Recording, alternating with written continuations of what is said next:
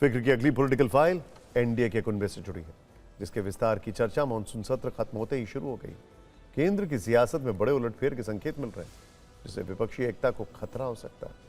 हमारे 3 सवालों में इसके संकेत छिपे हैं। सवाल यह है कि क्या तमिलनाडु की पार्टी डीएमके और बीजेपी करीब आएंगे, क्योंकि डीएमके बड़ी नाराज है कांग्रेस से।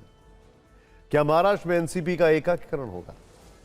शरद पवार की प्रधानमंत्री जी से मुलाकात हुई, बहुत सारी चर्चाएं हुई। और क्या अकाली दल एक बार फिर बीजेपी से हाथ मिलाएगा? कुछ इश्यूज पर जो समर्थन हाल फिलहाल वो दे रहे हैं, उसको लेकर यह सवाल उठ रहा है। अब ये प्रश्न क्यों पूछे जा रहे हैं, इसकी डिटेलिंग देखते हैं। आखिर एनडीए अपना संख्या बल क्यों बढ़ाना चाहता है? इसका जवाब जानने से पहले नए समीकरण समझ लेते हैं। पहला सवाल डीएमके को लेकर है। जो दल अब तक बीजेपी के खिलाफ खुलकर खड़ा रहा, वो कैसे साथ आ सकता है? तो इसकी वजह है राज्य के नए सीएम विजय। पॉलिटिक्स में विजय की एंट्री से तमिलनाडु की राजनीति में नया सियासी समीकरण जो है वो चर्चा का विषय बन चुका है। डीएमके अपने भविष्य को लेकर सियासी नफा नुकसान का आकलन कर रही है। राज्य में सत्ता बदलते ही पार्टी के कई नेता अपना दल बदल चुके हैं। कांग्रेस से डीएमके का संबंध राज्य से लेकर संसद में भी अलग हो चुका है। अगले चुनाव में अभी 5 साल हैं। ऐसे में पार्टी के वजूद को बनाए रखने के साथ ही डीएमके कार्यकर्ताओं और नेताओं को पार्टी में रोकना भी जरूरी है। इसीलिए कहा जा रहा है कि डीएमके और बीजेपी भविष्य में साथ आ सकते हैं। दोनों तरफ के नेताओं ने बातचीत के दरवाजे भी खोले रखे हैं।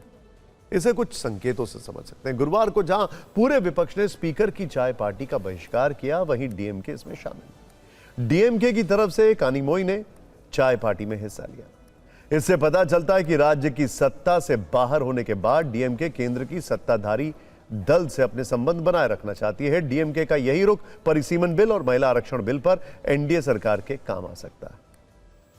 अगर डीएमके के नेता तैयार होते हैं तो पहली संभावना यह है कि डीएमके एनडीए का हिस्सा बन जाए। हालांकि डीएमके में इसको लेकर 2 राय। एक धड़ा केंद्र सरकार को मुद्दा आधारित समर्थन देने को तैयार है, क्योंकि उसे लगता है कि एनडीए के साथ जाने से द्रविड़ राजनीति का स्पेस उसके हाथ से धीरे धीरे खिसक सकता है।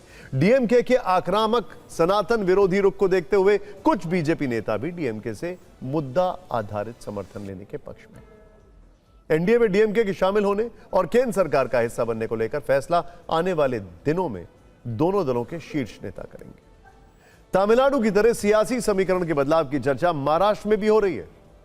एनसीपी के दोनों धड़ों के एक साथ आने की चर्चा अजीत पवार के रहते ही चल रही थी, लेकिन हाल के दिनों में इसमें और तेजी आई है। बीजेपी ने भी साफ किया है कि दोनों दलों के विलय का फायदा महाराष्ट्र को हो सकता है।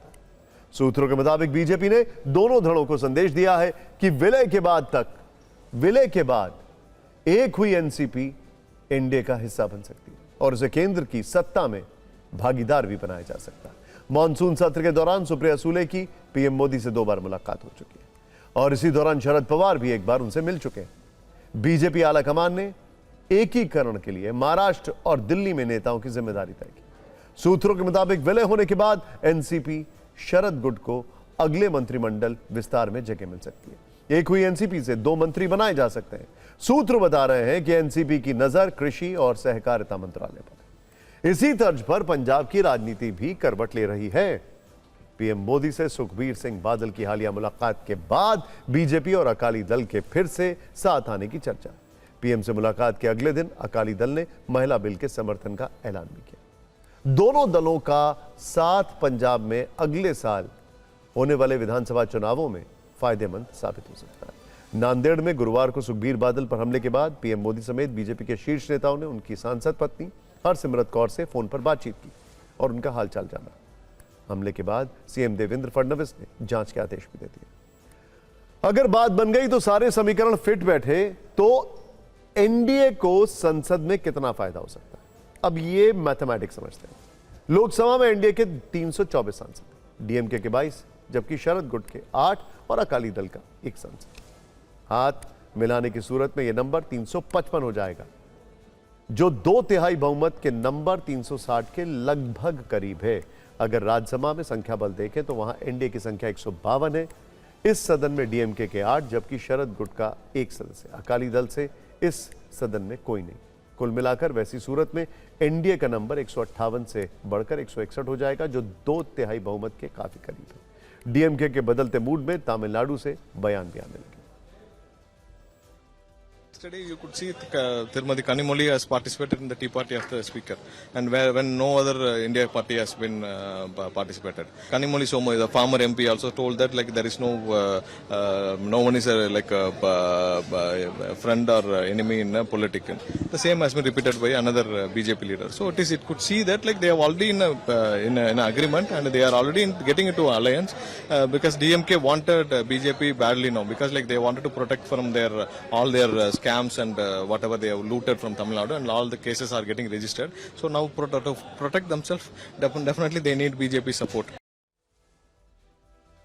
राजनीति में ऐसे संकेत अक्सर बिना मकसद के नहीं होते। यहां सियासी लेन देन का गणित भी समझना होगा। सरकार परिसीमन और महिला आरक्षण से जुड़े संवैधानिक बदलावों को आगे बढ़ाना चाहती है और संविधान संशोधन के लिए संसद के दोनों सदनों में 2/3 बहुमत की जरूरत पड़ती है। फिलहाल सत्ता पक्ष के पास अपने दम पर इतनी संख्या नहीं है। ऐसे में ये मुद्दे कुछ दलों को एनडीए के करीब लाने का सियासी पुल बन सकते हैं। अगर ये दल साथ आते हैं तो एनडीए 2/3 बहुमत के आंकड़े के और करीब पहुंच सकता है।